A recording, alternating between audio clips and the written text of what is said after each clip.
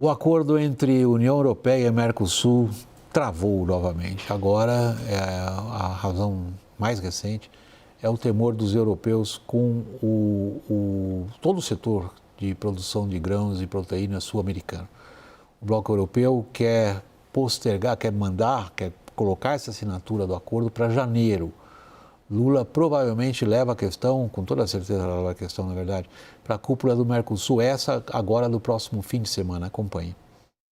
A presidente da Comissão Europeia, Ursula von der Leyen, disse a líderes do bloco que a assinatura do acordo com o Mercosul foi adiada para janeiro. França e Itália lideram a resistência interna ao acordo. Ambos os países temem a entrada de produtos mais competitivos do agro do Mercosul, especialmente as carnes bovinas e de aves. La France est d'ailleurs une grande puissance agricole et agroalimentaire qui échange à travers le monde, qui exporte. Mais nous ne pouvons pas accepter de sacrifier la cohérence de notre agriculture, de notre alimentation, la sécurité alimentaire de nos compatriotes sur des accords qui ne sont pas encore finalisés. Mais cedo, o presidente Lula afirmou que conversou com a primeira-ministra da Itália, Giorgia Meloni. Segundo o presidente, a líder europeia lhe disse que precisava de, no máximo, mais um mês para dialogar com setores do agro sobre o acordo. Eu disse para ela que vou colocar o que ela me falou da reunião do Mercosul e vou propor aos companheiros decidir o que querem fazer. Em nota, o governo italiano disse que o país está pronto para assinar o acordo assim que as respostas necessárias forem fornecidas aos agricultores do bloco europeu. A cúpula do Mercosul, que está neste ano sob presidência do Brasil, está prevista para ocorrer neste sábado, 20 de dezembro, em Foz do Iguaçu. Lula e von der Leyen esperavam assinar o acordo nesta data. Líderes europeus defensores do acordo veem no Mercosul uma saída para a União Europeia diante das recentes políticas protecionistas dos Estados Unidos sob Donald Trump e a crescente dependência da China, especialmente em relação a minerais. Este acuerdo comercial es el primero de otros tantos que deben de venir para que Europa gane peso geoeconómico y peso geopolítico en un momento en el que se está cuestionando por parte de adversarios claros, como es el caso de Putin, o incluso también de aliados tradicionales, como es el caso de la administración estadounidense. A gente viu o Sanches aí, Rodrigo, mencionando um aspecto que é mais abrangente, o peso geopolítico de um tratado como esse entre grandes produtores agrícolas, no caso Europa e aqui do Mercosul, mas o que prevaleceu foram as situações domésticas e os imperativos domésticos de países europeus vários. Hoje coube a Itália, sempre tem algum que acaba sendo a peça. Aí a gente fica perguntando, o que vai acontecer, Rodrigo? É assustador, né? Você vê Itália agora, dessa vez, a França, a Polônia, são três países altamente dependentes dos subsídios da política agrícola comum europeia, né? Os produtores desses países dependem mais do que os outros países, muito embora a Alemanha também seja um grande dependente dos subsídios europeus. Estima-se aí que a França receba por ano 9,5 bilhões de euros de subsídios, que é dinheiro dado para o produtor rural, é diferente do subsídio aqui no Brasil, que é basicamente para reduzir a taxa de juros. Acho que perdemos o contrato. Do contrato feito pelo produtor no banco. Voltou? Deixa só um instantinho. Completa o seu raciocínio, Rodrigo. Acho que houve uma interrupção quando você se referia aos tipos de subsídios. No nosso caso, juros, no caso deles, direto. Por favor, prossiga a partir desse ponto. Isso, desculpa. Então, o que eu estava destacando é que os países europeus são usualmente dependentes dos subsídios. Essa é a razão principal pela qual os agricultores têm medo das exportações do Mercosul, porque nós somos mais competitivos que eles. Sem os subsídios, eles não conseguem produzir. Agora, é muito curioso observar, quando a gente pega a cota de carne bovina, por exemplo, do acordo do Mercosul, 99 mil toneladas de cota de carne bovina. O Mercosul já exporta um pouco mais do que isso, né? Dentro dessa cota você teria uma redução tarifária até 7,5%. E não a Europa é uma grande exportadora de carne bovina. Então não é a importação do Mercosul que vai prejudicar o produtor lá dentro. Eu acho que é importante refletir o medo dos agricultores europeus, num contexto muito mais amplo de concorrência e de acordos comerciais que a Europa está celebrando e vai celebrar, porque sem ter acordos comerciais, a indústria europeia, que é muito mais competitiva do que a do Mercosul, por exemplo, deixa de ter preferência e acessos comerciais preferenciais. Então, acho que tem uma reflexão de fundo aí, que é a dependência do produtor europeu, dos subsídios e o medo da competição com países altamente competitivos, como é o caso do Brasil. Daniel, o que faz o Brasil agora? Quais são as apostas do governo brasileiro? William, sem um acordo com a União Europeia, ou mesmo que ele venha a ser concretizado um pouco mais adiante, as apostas agora se direcionam para basicamente 7 negociações que estão em diferentes estágios. Mais adiantado, um acordo que está quase pronto com Emirados Árabes Unidos. Negociações com o Canadá também estão relativamente avançadas, pararam um tempo, foram retomadas neste ano a partir de um estágio já bastante adiantado. Mercosul está abrindo negociações também com Indonésia e Vietnã, 2 mercados dinâmicos cujas economias crescem muito rapidamente.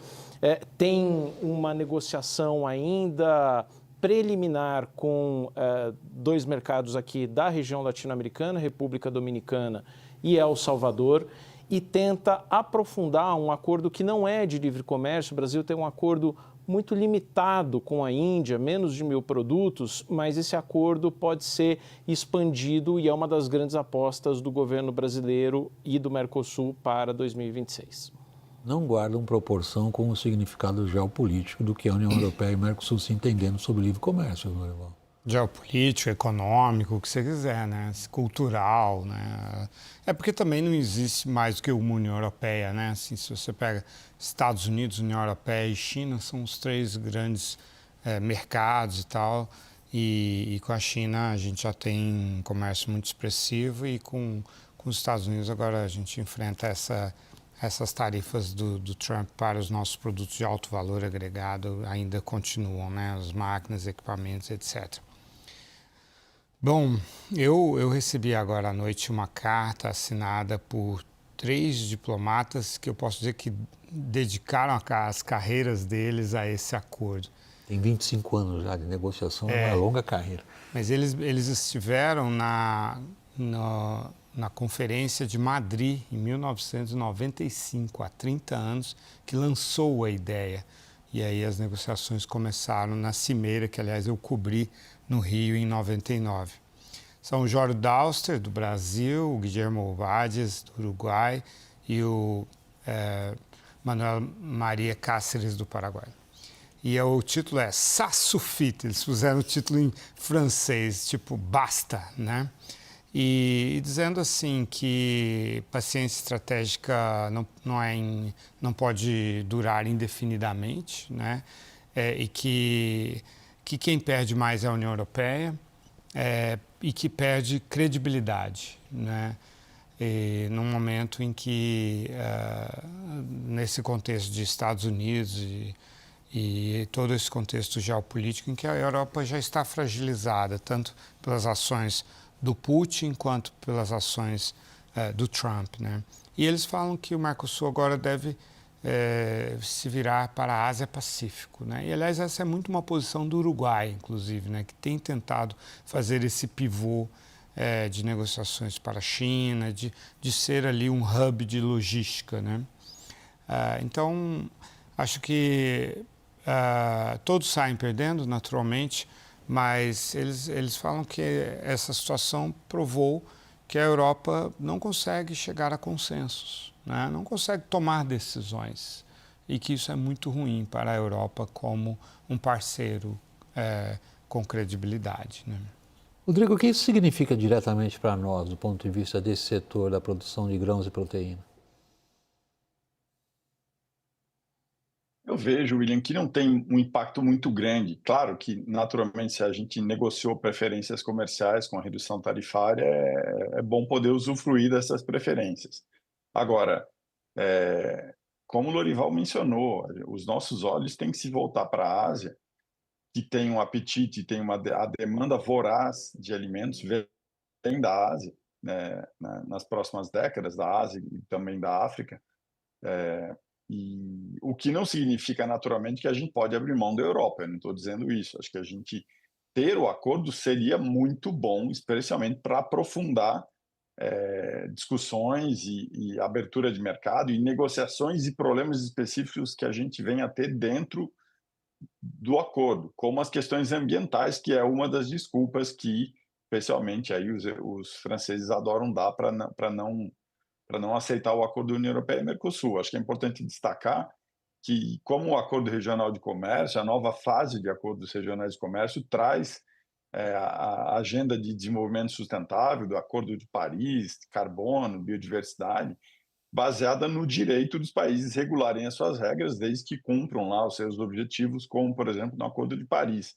É interessante destacar que a gente tem desmatamento, sempre é uma questão em relação ao Brasil, mas tem muito sendo feito para provar que as cadeias produtivas não estão ligadas a desmatamento, e tem um subcomitê de comércio e desenvolvimento sustentável previsto pelo Acordo União Europeia-Mercosul, que se foi 25 anos para negociar, para criar um subcomitê, e aí você nem topa começar o acordo porque o agricultor francês está com medo da competitividade, mamando, recebendo subsídios como recebe.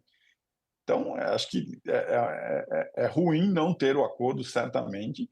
Tomara que consigamos levar para frente isso em janeiro.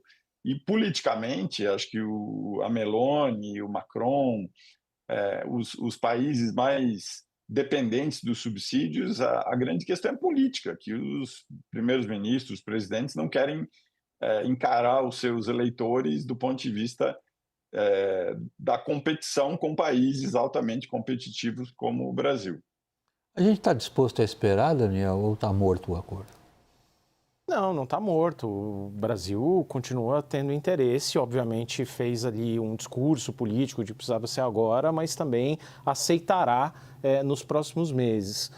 Um outro desdobramento ali recente, William, o Mercosul, ao longo dos últimos anos, quase que em paralelo com a negociação com a União Europeia, negociou com o EFTA, que é um bloco ali de 4 países europeus que não fazem parte da União Europeia. Noruega, Islândia, Suíça e Liechtenstein. Também fechou um acordo, fechou a negociação, está pendente de assinar efetivamente o acordo. O acordo até foi assinado, agora precisa ser